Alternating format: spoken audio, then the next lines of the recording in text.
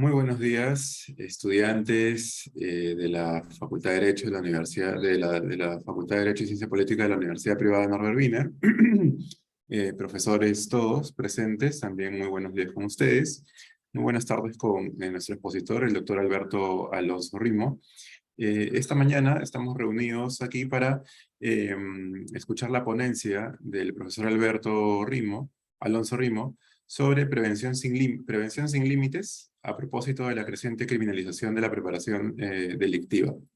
Esta es la tercera conferencia con la Universidad de Valencia, con profesores de la Universidad de Valencia, gracias a la gran colaboración académica que tenemos a través de la profesora, la doctora Silvia Barona Vilar. A continuación, presento al expositor de esta mañana, el doctor Alberto Alonso Rimo. Es doctor en Derecho por la Universidad de Valencia. Es profesor titular del Departamento de Derecho Penal de la misma Casa de Estudios y profesor investigador en el Instituto Universitario de Investigación en Criminología y Ciencias Penales de la Universidad de Valencia. Dejo con ustedes entonces en el uso de la palabra al profesor Alberto Alonso Rimo, a quien desde ya le agradecemos mucho por la ponencia de esta mañana. Doctor Alberto Alonso Rimo, el espacio es suyo. Hay que prender el micro, por favor, profesor.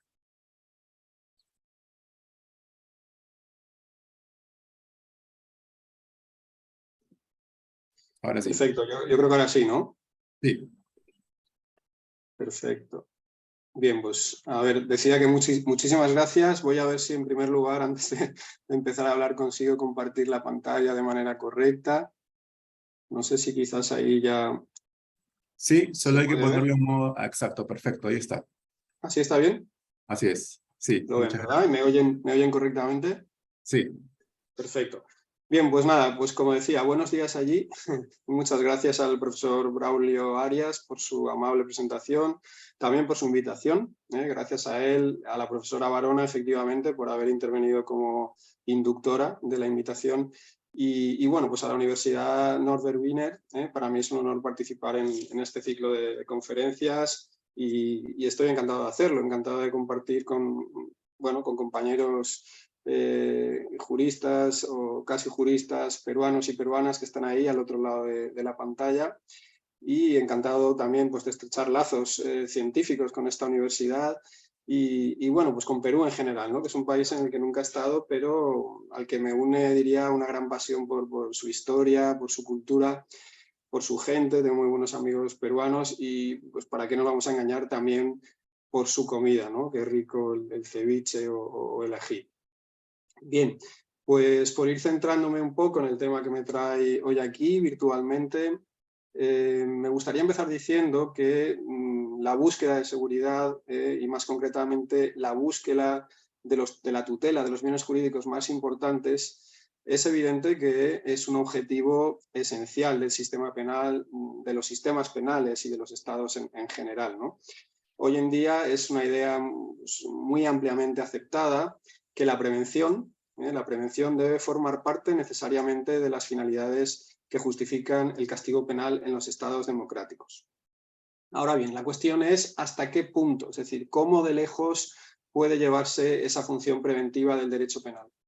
Porque naturalmente en un estado de derecho se debe atender también, además de a la prevención y a la seguridad, pues también a los derechos y a las garantías fundamentales, es decir, o si se quiere, se debe atender también a la seguridad jurídica o incluso a lo que sería materialmente a la seguridad del ciudadano frente al Estado.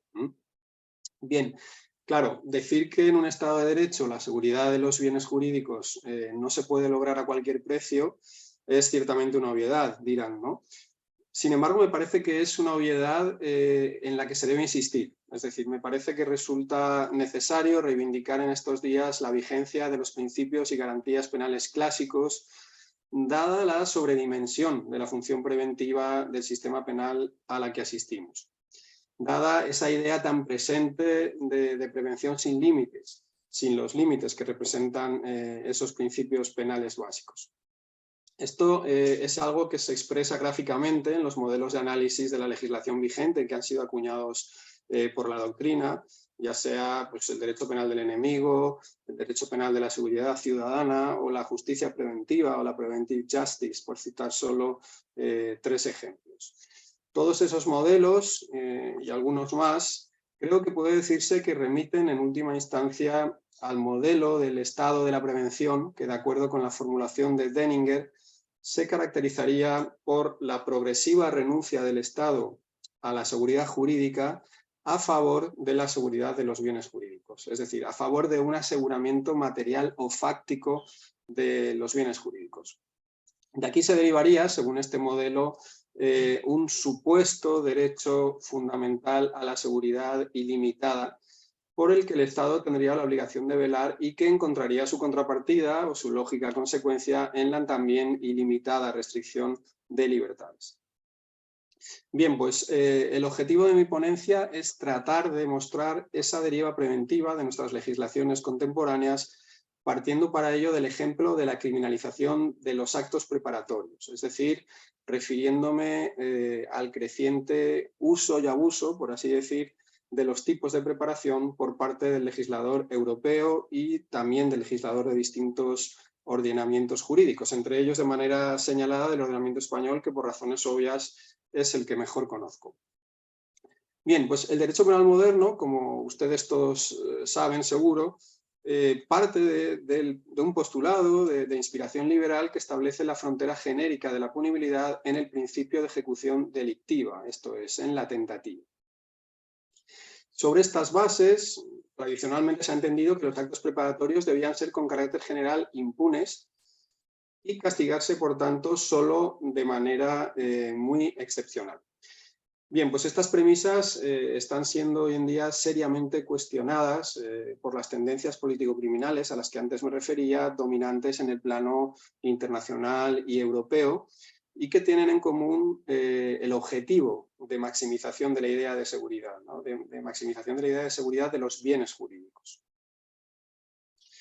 Las directivas 2017/541 del Parlamento y del Consejo Europeo y la 2019/713, en el caso anterior se refiere a la lucha contra el terrorismo, en el segundo caso a la lucha contra el fraude, son dos ejemplos que creo que ilustran muy bien este fenómeno, es decir, este fenómeno expansivo de los tipos de preparación, en tanto que contemplan, como se aprecia en la diapositiva, un destacable número de delitos que, desde un punto de vista material, no son más que actos preparatorios.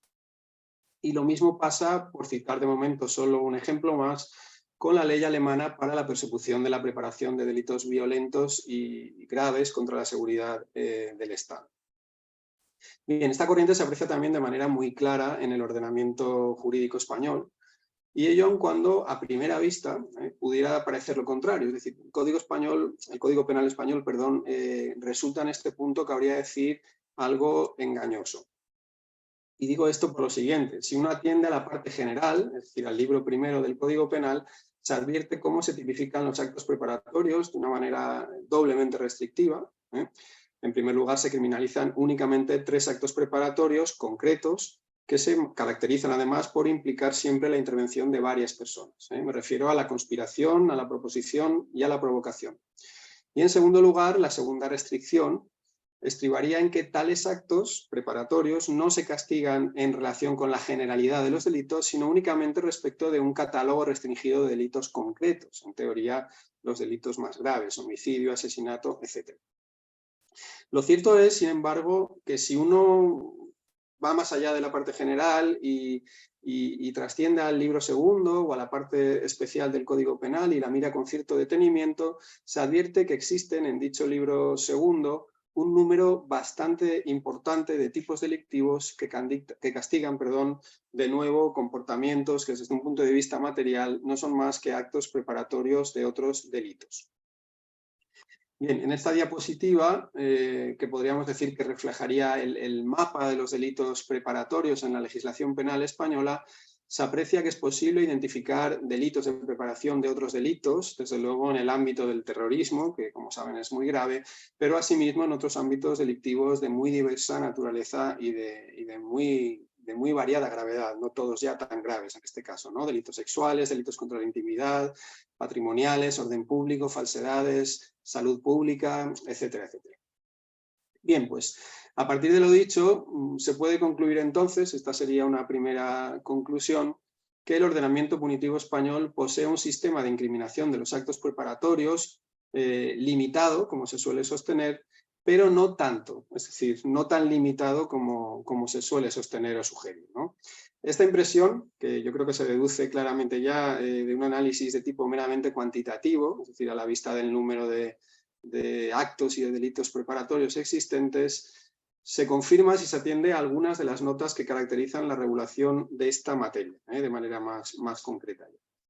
En particular, me gustaría subrayar 3 notas características que, a mi juicio, permiten hablar de una expansión cualitativa, además de cuantitativa, de la criminalización de la preparación delictiva.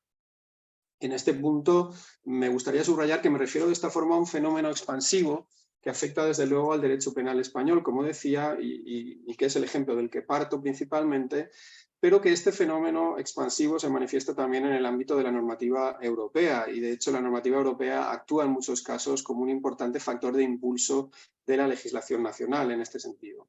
Y que, en fin, este fenómeno también se manifiesta en el ámbito, además del español y en el ámbito europeo, de otras legislaciones nacionales de nuestro entorno jurídico-cultural, a las que asimismo me referiré en alguna medida. Bien, pues la primera de esas notas características que decía que permiten hablar de una expansión cualitativa, además de cuantitativa, de los tipos de preparación, es la escasa ofensividad de las conductas preparatorias tipificadas.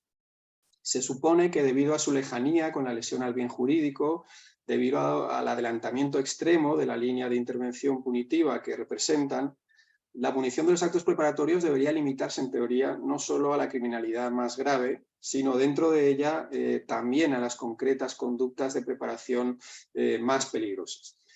Por ello, bueno, en principio debería tratarse de un ámbito muy restrictivo, pero lo cierto es que no sucede así. Como se puede apreciar en la diapositiva, el Código Penal español sanciona la preparación de supuestos que constituyen ya en sí mismos hipótesis de tutela penal adelantada o incluso diría muy adelantada. Es decir, se castiga, por ejemplo, como ven, la preparación de delitos de mera pertenencia, es decir, la preparación de un delito de pertenencia a una organización, que es, como digo, un supuesto de tutela ya muy adelantada, o también la preparación de delitos de mera posesión de instrumentos o incluso de preparación de delitos de clima.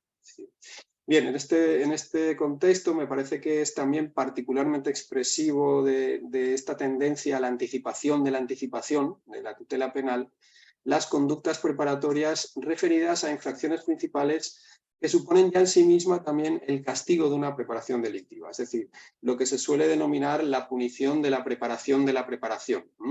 Por citar solo algún ejemplo de los abundantes que podrían citarse, a la vista de la regulación vigente en el ordenamiento penal español, se podría castigar la actividad, por ejemplo, de trasladarse a un territorio extranjero, primer acto preparatorio, con la intención de, entre otras numerosas posibilidades, recibir adiestramiento, segundo acto preparatorio, para cometer finalmente cualquier otro delito terrorista. Previsiones similares, en lo que respecta a esta conducta, se contemplan también en la citada ya directiva de 2017 de lucha contra el terrorismo o en el Código Penal alemán y en el italiano también, ¿no? Bien, resulta también muy ilustrativo en esta línea y especialmente polémico el delito de autoadoctrinamiento ideológico regulado en el artículo 575.2 del Código Penal español.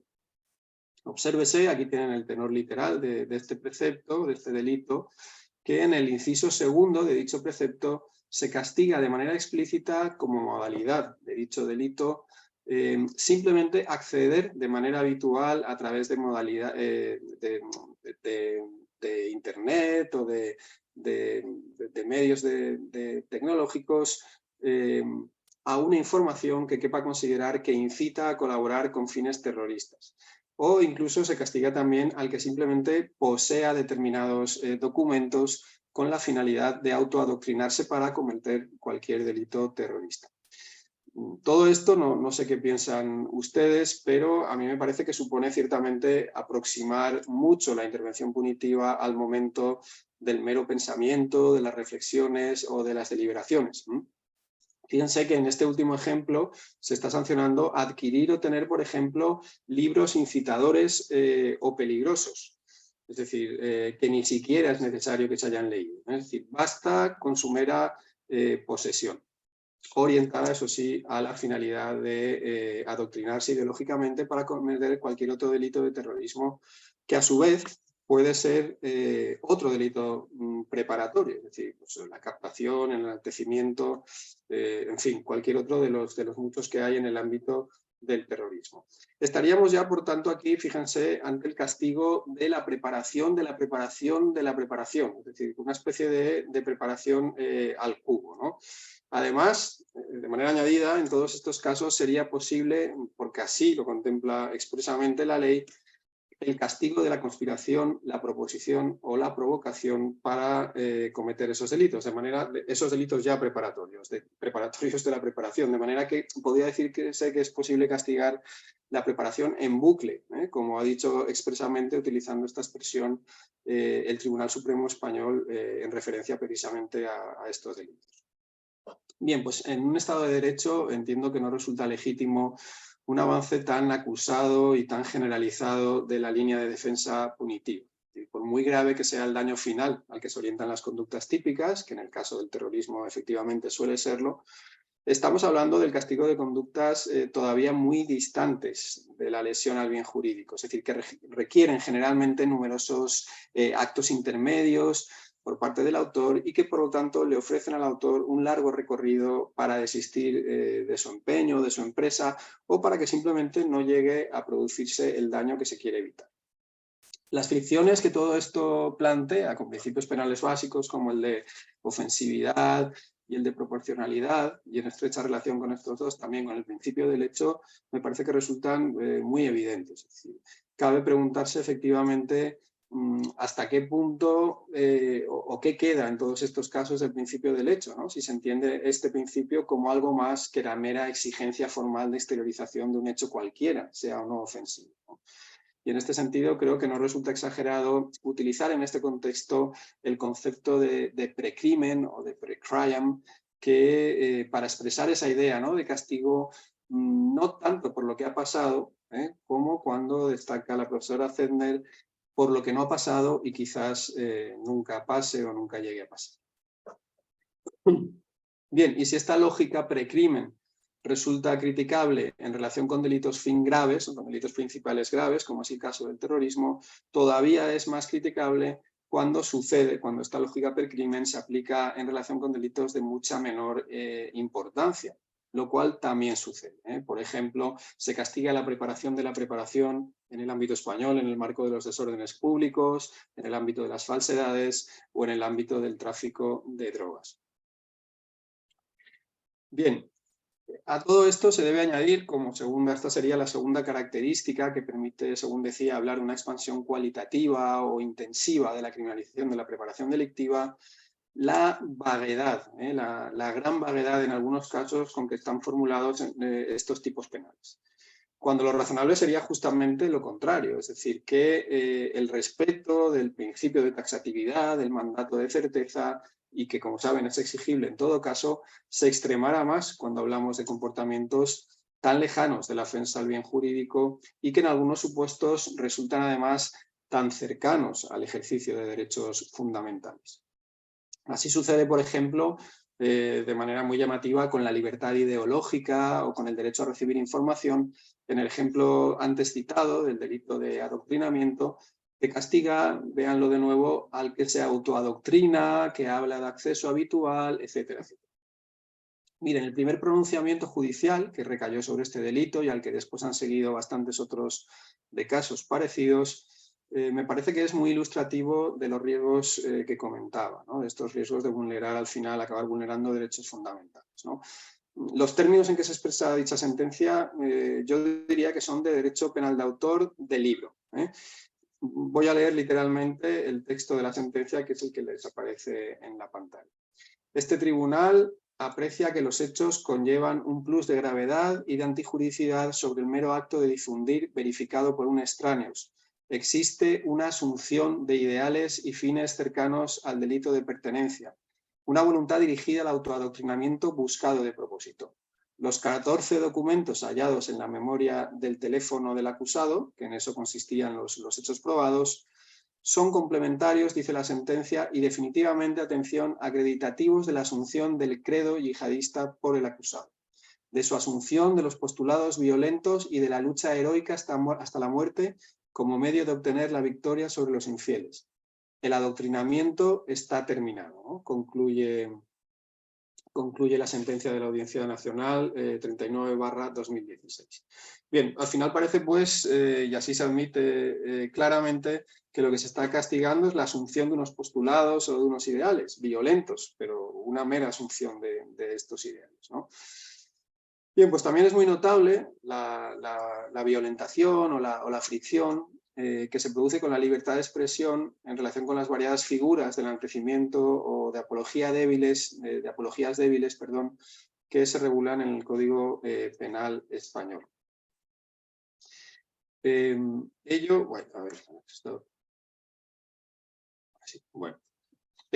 Aquí en realidad ahora habría que prestar atención solamente al tenor literal, ¿no? Que es el que está encuadrado en el artículo 578, y decía que bueno, pues si nos fijamos o si estamos pendientes de la aplicación tan flexible que han hecho los tribunales españoles en los últimos tiempos, en concreto de este tipo, que aparece aquí reflejado, de enaltecimiento del terrorismo, pues se extrae claramente esta conclusión, ¿no? Efectivamente, esta dúctil o relajada aplicación ha llevado a condenar a raperos, a tuiteros, a grupos o conjuntos musicales por expresar frases como las que aparecen en la diapositiva y en cuyo análisis ahora no me puedo detener.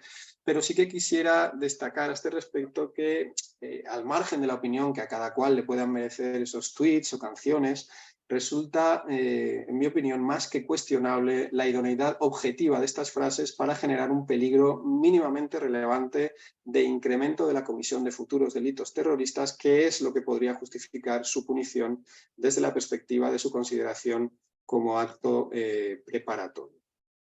En fin, en la misma línea, cabría destacar la tensión en relación con el tema de los derechos fundamentales o de la violentación de derechos fundamentales a la que ahora me refiero. La tensión, decía, con la libertad de expresión y con los derechos de reunión y manifestación que plantean otros tipos, en concreto los que ven en pantalla, el 557, el 559, el 557.2 en concreto. En ello se castiga, además de la incitación, fíjense, el simple reforzamiento de la disposición a cometer desórdenes públicos. Algo que es ciertamente difícil de concretar en qué consiste, ¿no? En qué consiste esto de reforzar la disposición, y que al menos la doctrina española, casi unánime diría, ha visto como una decidida orientación del legislador a criminalizar la protesta social en las calles. Esta indefinición de los tipos resulta todavía mayor en aquellos casos en que se incrimina genéricamente la conducta de preparación, es decir, genéricamente preparar, ¿no? Una conducta de preparación, es decir, que no castigan conductas preparatorias concretas como adiestrarse, trasladarse al extranjero, etcétera, sino cualquier conducta de preparación dirigida a la comisión de actos terroristas, como sucede, por ejemplo, en la normativa británica, concretamente en la Section 5 del Terrorist Act de 2006, o también en la normativa alemana, que, por ejemplo, sanciona al que prepare, aquí tienen la normativa alemana, exactamente, al que prepare el delito de tráfico de seres humanos. O, de nuevo, en la citada Directiva Europea de 2017, que aconseja la tipificación de actos preparatorios, en general, de los delitos de terrorismo. Bien, pues entrando ya en la tercera nota, las elevadísimas, descontroladísimas, diría yo, penas que reciben estos tipos, pese al escaso daño o al escaso contenido de injusto que los caracteriza, es, por tanto, el tercero de los rasgos a los que me refería, que a mi juicio permiten hablar, y además en este caso de manera muy, muy determinante, del importante avance del castigo de la preparación delictiva en términos, como decía, ya no solo cuantitativos, sino también cualitativos. En este punto creo que es importante destacar que habitualmente se equiparan las penas del delito preparatorio con las penas del delito consumado. Bien, esto pues, plantea obviamente problemas desde la perspectiva del principio de proporcionalidad y también desde una perspectiva político-criminal en los que ahora no me puedo extender, pero lo que me gustaría subrayar sobre todo es que esta desproporción de las penas admite también una lectura relacionada con cuál es el fundamento del castigo de los delitos preparatorios. En el Código Penal español se equipara la penalidad de las figuras preparatorias de la parte general, a las que antes me refería, la conspiración, la proposición y la provocación, con la pena de la tentativa, que es la pena inferior en 1 o 2 grados a la del delito consumado. Y esta medida o esta decisión legislativa es algo que tradicionalmente y con razón, a mi juicio, ha sido objeto de crítica, es decir, porque la tentativa obviamente está más cerca de la lesión al bien jurídico que lo están los actos preparatorios. Bien, pues más censurable resulta todavía que se equipare, la pena del acto preparatorio no ya con la pena de la tentativa, sino, como pasa aquí en muchos casos, en el caso de los delitos preparatorios, con la pena del delito consumado. Es decir, aquí la pregunta obvia que cabe formularse es ¿cómo se justifica esta asimilación de penas de conductas de tan distinta gravedad? Es decir, ¿cómo se justifica la pena de un acto preparatorio y de un delito consumado? Y en concreto, ¿cómo se justifica la pena adicional a la que resultaría proporcionada al injusto culpable, técnicamente hablando, propio de la conducta preparatoria? Bien, yo creo que a partir de lo dicho, realmente cabe sospechar, yo creo que fundadamente, de que lo que aquí se está castigando en realidad es en buena parte la peligrosidad del autor y no sus hechos concretos. Es decir, que se están castigando autores peligrosos y no hechos peligrosos. De hecho, en otros ámbitos y por parte de algunos autores, la fundamentación de la pena de los actos previos a la consumación y también de la preparación, esa fundamentación basada en la mera peligrosidad subjetiva o en la mera peligrosidad del autor, es algo que se acepta pues, de manera mucho más abierta. Es decir, por ejemplo, la equiparación que con carácter general establece el Código Penal modelo estadounidense, Model Penal Code, entre la pena del preparador y la pena del autor del delito consumado, que se explica a partir de la idea de que ambos sujetos son igual de peligrosos. Esto dicho por los propios redactores del Model Penal Code, ¿no?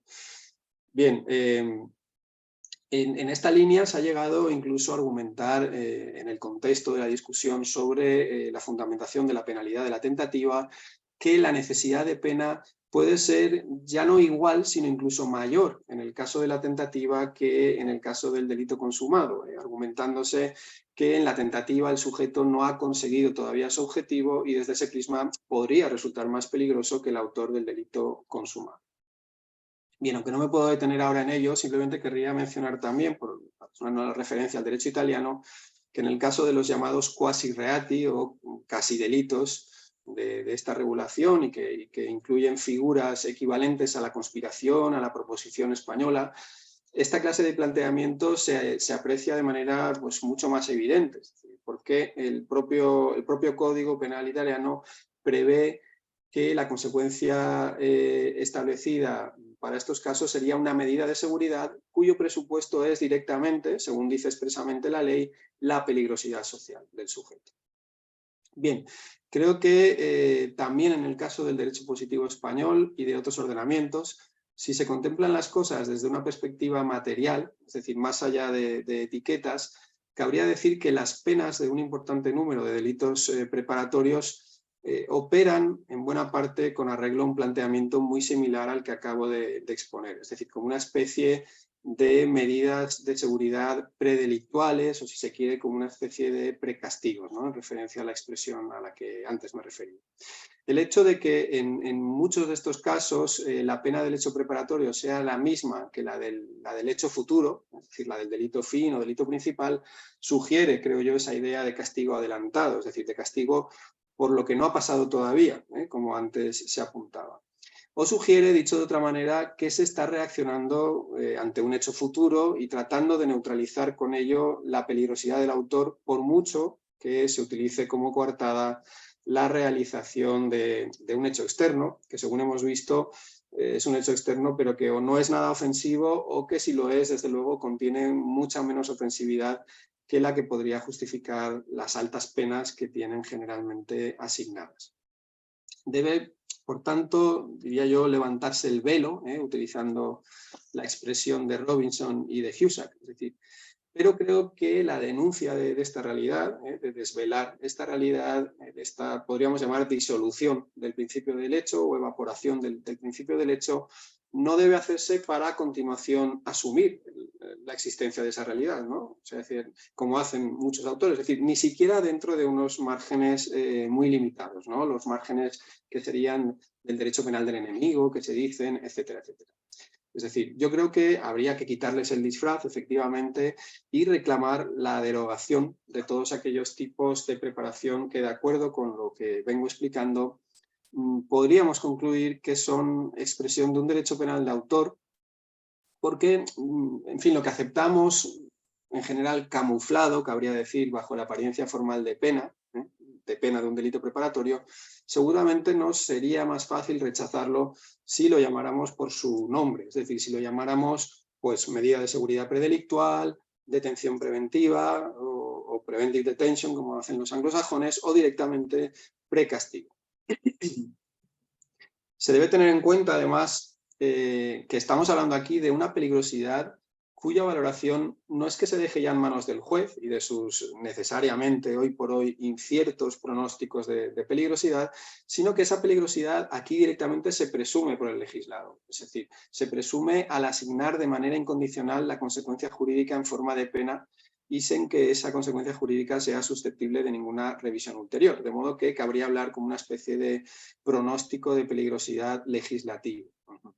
Vistas así las cosas, yo creo que podría decirse que se está reaccionando ni siquiera contra la peligrosidad real de un individuo concreto, sino sobre todo contra una determinada categoría de autor presuntamente peligroso. Fíjense, a las medidas de seguridad que se imponen a partir de una valoración individualizada de la peligrosidad del sujeto, se les ha reprochado a menudo su carácter arbitrario, sobre la base de la incapacidad de los métodos de predicción, hoy por hoy al menos, para determinar tal peligrosidad con un suficiente grado de certeza, ¿no? Y por ese mismo motivo se ha cuestionado su virtualidad como un instrumento para combatir o para luchar de manera eficaz contra el delito. Bien, pues cuando, como ocurre en estos casos que estamos viendo, se renuncia ya de entrada hasta pronosticar esa peligrosidad de manera individualizada y la misma directamente se presume, esas críticas tradicionales de arbitrariedad y de ineficacia creo que se vuelven pues, mucho más justificadas. Es decir, según esto, cabría hablar aquí de medidas que serían ya no solo predelictuales, sino también arbitrarias e ineficaces.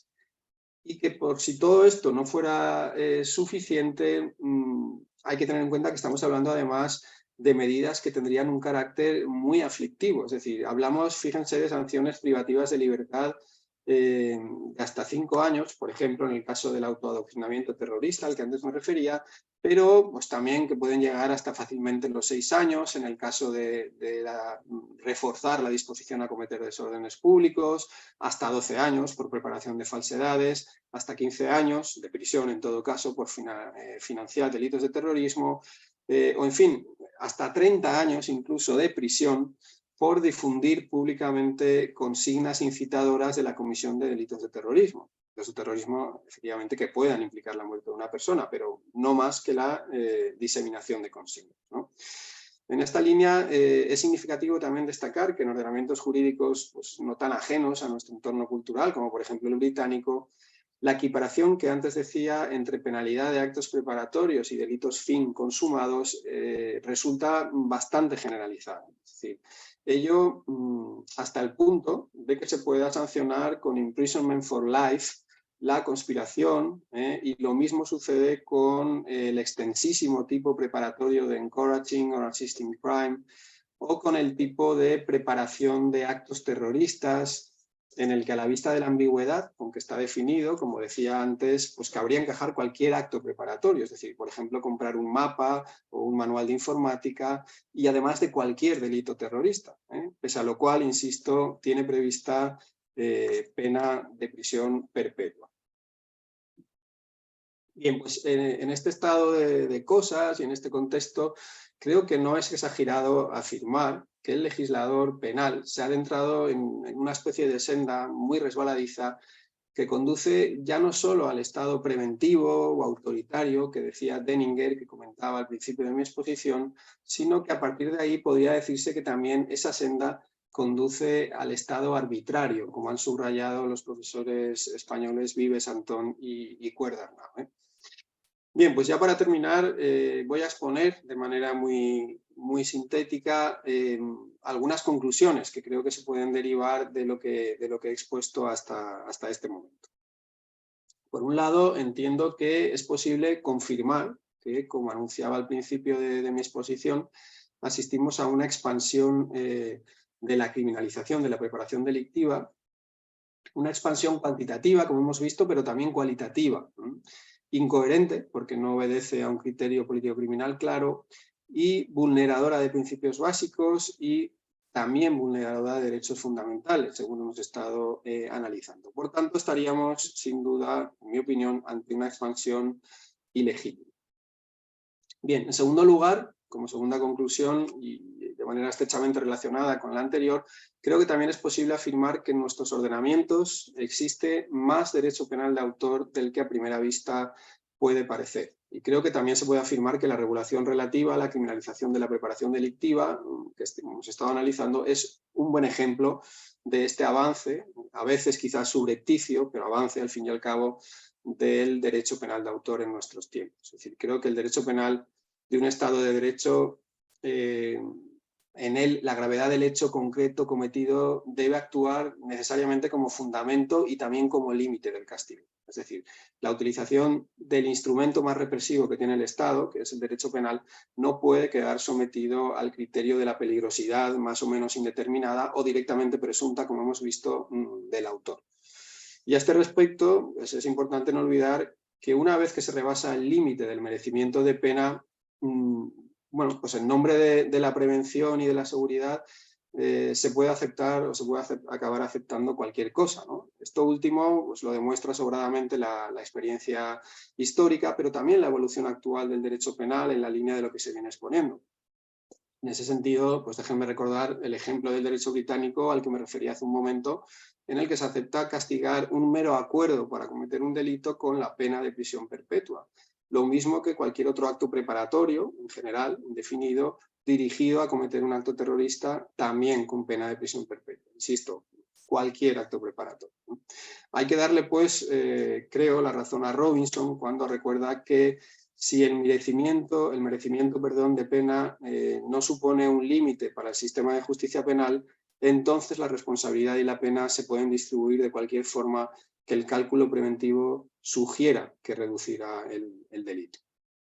Bien, y por último, creo que el panorama descrito, el panorama que he esbozado en cuanto a la tipificación de los actos preparatorios, ilustra bien, además, el derecho penal hacia el que, desde una perspectiva más general, nos dirigimos. Es decir, un derecho penal de autor, de marcado carácter preventivo fáctico y policial, insaciablemente expansivo, no solo en un plano horizontal, sino también, como destaca Ashworth, en un sentido vertical, que va añadiendo nuevas capas, nuevas layers de responsabilidad criminal. Es decir, un derecho penal, en última instancia, que está regido por la idea de prevención sin límites y que además, esto creo que también es importante destacarlo, no se trata de un modelo de excepción, es decir, no se trata de un modelo que se restrinja al delincuente habitual o incorregible, ni a los terroristas únicamente o a los depredadores sexuales. Es decir, se trata, por el contrario, como hemos visto, de un modelo que alcanza también a manifestantes alborotadores, a tuiteros, a raperos, provocadores, de mal gusto, puede ser, pero raperos simplemente, estafadores, falsificadores de poca monta, ninguno de los cuales es necesario ni siquiera que sean reincidentes para que se les pueda sancionar con base en razones de mera peligrosidad subjetiva y presunta, como hemos visto, y que además se les pueda sancionar con penas, como también hemos visto, muy serias. Me permito acabar planteándoles si alguno de los aspectos que hasta ahora he descrito de nuestra regulación vigente, del derecho penal de nuestros días, no les parece que recuerda sin demasiada dificultad a la sociedad que reflejara Orwell en su novela 1984, en la que, recuerden, el Estado se erige en vigilante gran hermano, en la que existe una policía del pensamiento que castiga por pensar mal, y en la que existe también una especie de neolengua, ¿no? Se llamaba, decía Orwell, que no permite expresar determinadas ideas. O si todo esto que decíamos, o algunas de las cosas que decíamos, no les recuerdan en alguna medida también a la sociedad que plasmó Bradbury en Fahrenheit 451, recuerden esa sociedad en la que se quemaban libros y se persigue a quien los tiene. O en fin, y sobre todo, si no les parece que algún paralelismo cabe establecer también con el sistema penal orientado al castigo del precrimen, que describiera Philip K. Dick en su relato de culto The Minority Report, que llevó Spielberg al cine. En mi opinión, por inquietante que resulte quizás esta conclusión, tales similitudes sí es posible apreciarlas. Yo creo que nuestro derecho penal vigente se aproxima en alguna medida a esas ficciones distópicas y que en algunos aspectos concretos me atrevería incluso a decir que la realidad vigente, la realidad legal vigente, acaba superando a la ficción. Nada más, muchas gracias y quedo a su disposición para cualquier duda, comentario que puedan tener. Muchas gracias, profesor Alberto Alonso Rimo. Damos la bienvenida también a nuestra decana de la facultad, la doctora Delia Muñoz Muñoz. Buenos días, profesor Alonso. Disculpe la tardanza, pero tenía mucho interés en escuchar su conferencia, porque por temas personales, en las últimas semanas con un grupo de colegas, veníamos discutiendo, ¿no?, sobre lo que había sido en sus inicios la teoría de Jacobs con el tema del derecho penal del enemigo, y cómo esta visión de que la sociedad ha ido creando, a pesar de que dicen de que no lo están haciendo, esta división entre los buenos ciudadanos que cumplen todas las reglas y que sí son los que tienen los derechos, versus aquellos otros ciudadanos que por su conducta, sus ideas, sus actuaciones, sus expresiones, pues no merecen gozar de todas las mismas prerrogativas ciudadanas, ¿no? Es bastante interesante y usted ha hecho un resumen de cómo es de que se va castigando los actos preparatorios, los actos de instigación, que normalmente no eran sancionados en la dogmática penal y en la práctica puesta. No sé si Jacob puedes quitar por favor el PPT, si pueden quitar el PPT. Ah, claro. El mío, dicen. Y ahora, a mí lo que me gustaría compartir, no sé, Braulio, me parece que los alumnos que han ingresado son esencialmente los que están llevando cursos de Derecho Penal, ¿no? De pregrado, sí.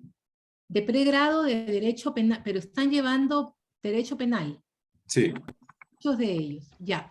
Lo que yo le quería comentar al profesor Alonso es que en el Perú, esta división entre los ciudadanos con derechos o que aquellos que por los terribles delitos que han cometido se les puede rebajar los estándares, no es una fantasía. En el Perú eso pasó en la década de los 90. Ante la terrible insanía terrorista producida por los líderes genocidas de Sendero Luminoso y del MRTA, la sociedad peruana, en un acto de desesperación, creó normas, dictamos una serie de medidas que llevaron a que realizáramos los juzgamientos con jueces sin rostros, con jueces numerados, con procesos totalmente abreviados, los cuales evidentemente fueron sancionados años después por la comunidad internacional y por nuestro propio Tribunal Constitucional. En la sentencia Tineo y 5.000 ciudadanos de 2002, el Tribunal Constitucional peruano va a declarar de que este tipo de juzgamientos en los que se había utilizado estas teorías que usted está señalando, se habían utilizado en gran extremo, no eran compatibles con una sociedad democrática y nuestro modelo constitucional. Y en el Perú vivimos la experiencia de anular más de 1.200 casos de personas procesadas por terrorismo, desde los altos mandos de la cúpula de Sendero como del MRTA hasta el último combatiente. Y de esos 1.200 casos que involucraban a decenas de personas, el 60% fue vuelto a condenar ya con una actuación directa y clara de la prueba, y el resto fue exonerado porque se le aplicaron las medidas propias de un proceso de investigación y sanción penal. Entonces, lo que yo le quería poner sobre la mesa, profesor, es que estas teorías no solamente se ven en abstracto, sino que a veces los países también las aplican de manera directa. Y en América Latina y en el mundo, por ejemplo, hay una teoría muy fuerte que es la de criminalizar a los jóvenes. A los chicos underage o bajo la edad de ser todavía ciudadanos, se les han endurecido las penas y se les está juzgando en muchos lugares del mundo como personas adultas para imponer un mayor número de años, una pena. Y acá termino con esto. La solución para la sociedad es el endurecimiento de las penas, el control de las personas, el que tengamos un sistema de reconocimiento facial como en China para saber si soy un buen o un mal ciudadano, o las medidas de distracción o de prevención o de sanción penal no tienen que ir acompañadas acaso de la mano de otro tipo de medidas en las políticas de gobierno. Y yo creo que aquellos que están estudiando penal, como nuestros estudiantes hoy en día, son los temas que se tiene que discutir. La dogmática y la teoría es importante porque a lo largo de nuestra vida las vamos a usar, pero tenemos que tener una perspectiva. Este era mi comentario, profesor Alonso, que le quería alcanzar. Gracias. No sé, Bien, pues. Claudio, ¿cómo han previsto la participación de alumnos por escrito, que envíen las preguntas? Bien, yo previamente muchísimas gracias a la decana por su interesante apunte. La verdad es que estoy completamente de acuerdo. Es decir, efectivamente, profesor Jacobs, yo creo que estuvo bien a la hora de identificar la existencia precisamente del derecho penal vigente, de eso que llamamos el derecho penal del enemigo y que se ha llamado también de muchas otras maneras, que en definitiva lo que supone es al final penas graves sin garantías, ¿no? Como decía yo en el título de mi exposición, prevención sin límites, sin los límites de los principios clásicos del Estado de Derecho, de los cuales no podemos prescindir.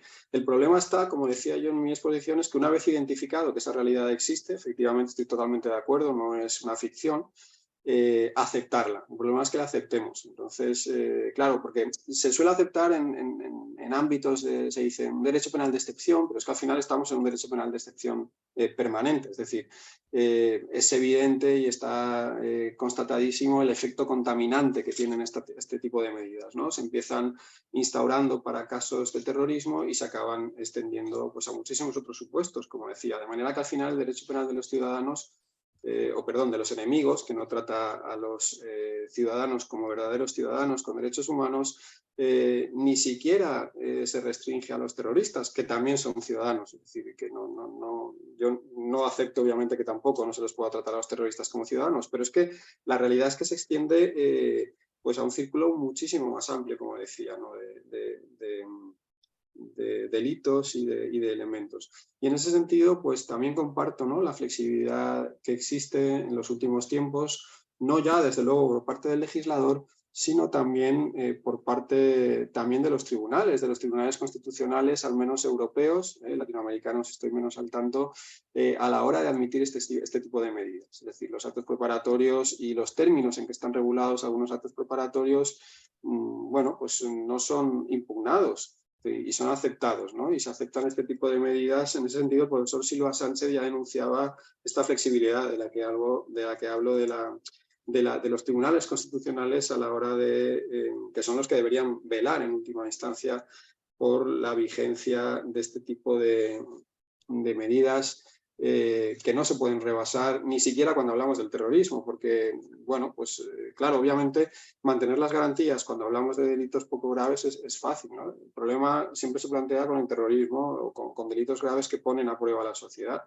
Pero bueno, en fin, esto es una obviedad, pero el Estado no se puede poner a la altura del terrorista, ¿no? Es decir, y no puede renunciar a la libertad. Hacemos al final un favor de esta manera al terrorismo y si empezamos a a prescindir de garantías, pues entramos en esa pendiente resbaladiza a la que me refería antes y acabamos pues en Guantánamo, ¿no? Es decir, en un derecho que no es derecho, en un derecho sin garantías, y eso desde luego no es aceptable, y por eso decía que no es algo ni mucho menos irreal, y que incluso me parece que nuestro derecho en algunos puntos concretos va más allá de las distopías a las que me refería, ¿no? Es decir, pues por ejemplo, en la ficción de Minority Report, no sé si han leído o han visto la película por lo menos, pero bueno, allí digamos que esas medidas de precrimen se aplicaban cuando el sujeto estaba muy cerca de cometer el delito, ¿no? Muy cerca de la ejecución. Aquí estamos hablando de ejemplos legales y que se aplican además con mucha profusión, en donde se castigan conductas que, como decía, están muy cerca de la deliberación. Es decir, tener un libro en casa incitador, no hace falta ni siquiera haber leído el libro, basta con tenerlo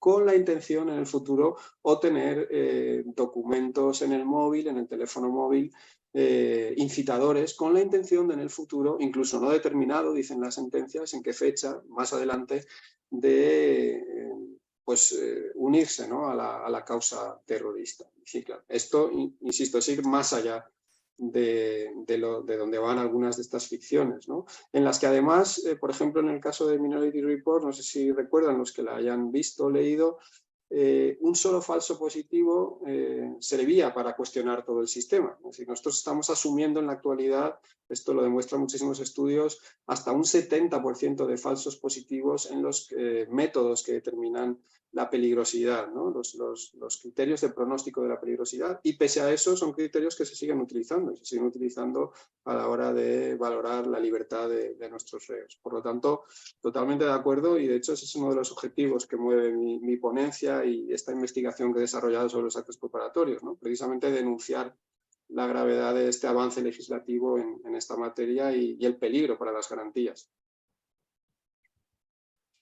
Bueno, profesor Arias, creo que nos quedan 5 minutos. Así es. No sé si alguno de nuestros docentes que está presente. Sí, buenos días. ¿Me escuchan? Adelante, doctor Ulises. Sí, buenos días con todos. Buenos días, señor decana, académico. Es un placer escucharle. Hemos escuchado el doctor Alberto Rimo. Bueno, nos cogió en el curso de Derecho Procesal Civil. Somos civilistas, pero de todas maneras es importante las nuevas tendencias, ¿no? Respecto a los actos, en este caso, preparatorios. Mi pregunta va en ese sentido, doctor Rimo.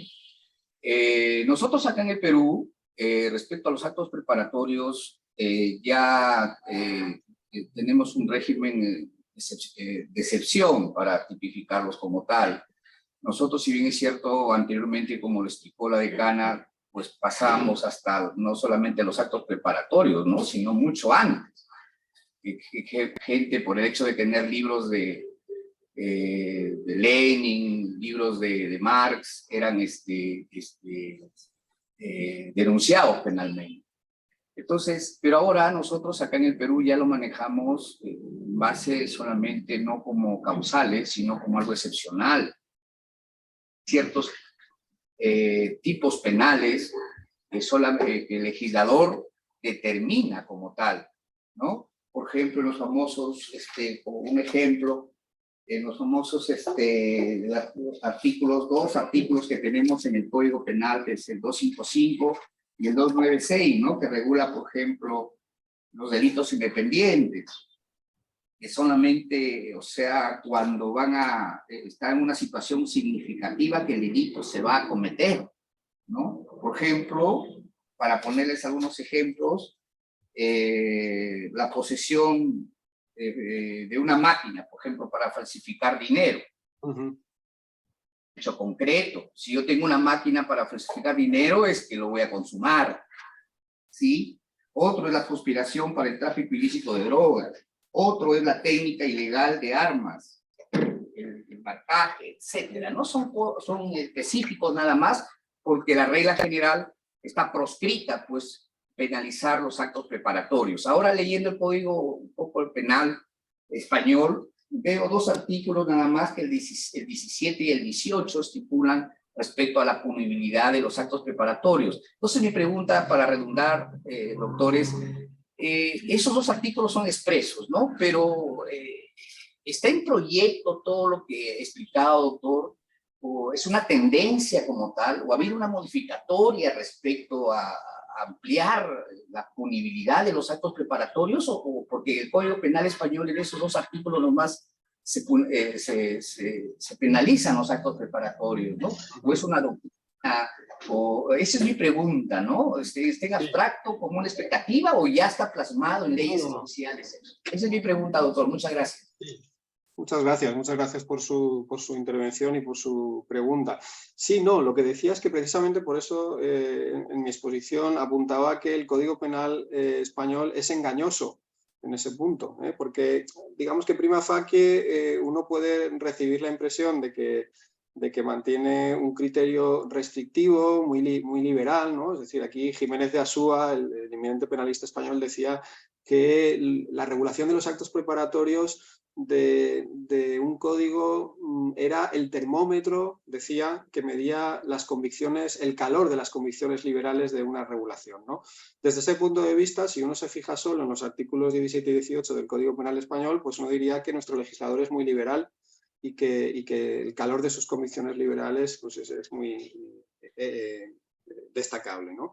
Sin embargo, por eso decía que es engañoso si uno luego se va a la parte especial, es decir, si uno se va luego al libro segundo, pues encuentra una gran proliferación de actos preparatorios, no en mera fase de proyecto legislativa, sino absolutamente vigentes, vivitos y coleando, y que se aplican en nuestra práctica diaria, es decir, actos que van, como presentaba en una de las diapositivas que presentan el mapa, decía yo, de los delitos preparatorios, pues desde luego a numerosas conductas en el ámbito del terrorismo, que es el ámbito por excelencia en el que rige este adelantamiento de la tutela penal, pero muchísimos otros también, el ámbito de los desórdenes públicos, el ámbito de las falsedades, a lo que usted también se refería en Perú, el ámbito de los delitos contra la intimidad, el ámbito de los delitos contra las relaciones familiares, el ámbito de los delitos contra la salud pública, en fin, no pararía de enumerar el creciente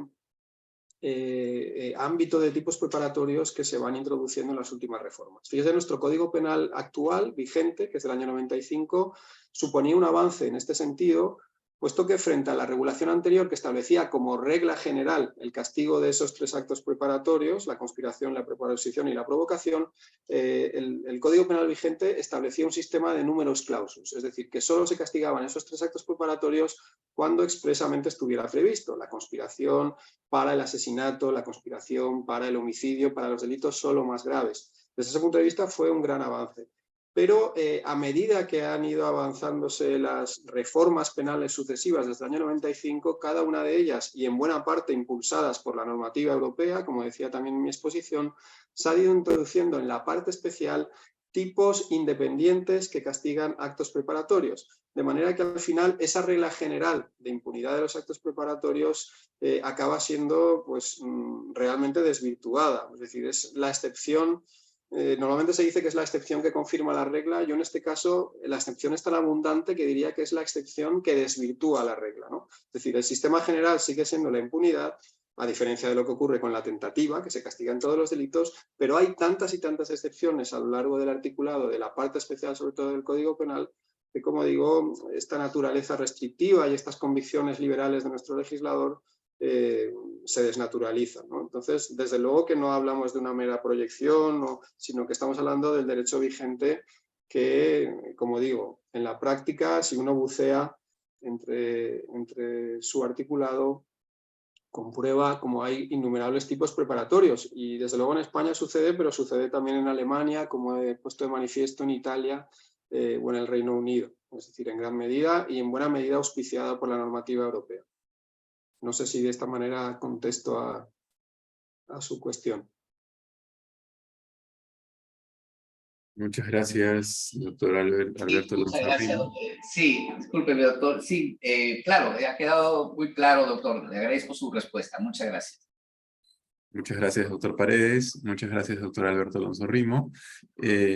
Comentarle a todos los estudiantes que se encuentra disponible en el chat Zoom la encuesta a completar. Y a continuación, para ir cerrando nuestro evento académico, justamente para las palabras finales de clausura, le damos el pase a nuestra decana, Delia Muñoz Muñoz. Muchas gracias, profesor Braulio, profesor Alonso, lo felicito realmente. Este intercambio que venimos teniendo con la Universidad de Valencia, la Escuela de Derecho, es enriquecedor, no solamente para nosotros, sino principalmente para nuestros alumnos, que van tratando temas de absoluta importancia. Y en mi perspectiva, como siempre le digo, jalando agua para mi terreno, que es el derecho internacional de los derechos humanos, que es transversal y que tiene que estar presente en toda la regulación que realizamos. Le agradezco muchísimo su participación, profesor. Nos mantendremos en contacto. Estuve conversando también esta semana con la profesora Silvia Barona, quien es el puente para poder trabajar con tanta intensidad con ustedes, y a los profesores de nuestra escuela y a los alumnos que son nuestra razón de ser. Muchísimas gracias por estar presente. El debate siempre tiene que estar presente en las personas que ejercemos y estudiamos Derecho. Muy buenos días, ahora a continuar con nuestras actividades. Hasta luego. Muchas gracias. Muchas gracias a ustedes también. Como decía al principio de mi intervención, para mí es un verdadero placer estrechar lazos científicos con ustedes, con su universidad y con Perú en general, que es un país al que tengo mucha estima. Gracias, de verdad. Muy amable. Buenos días. Bueno, Buenos días. Muchas gracias.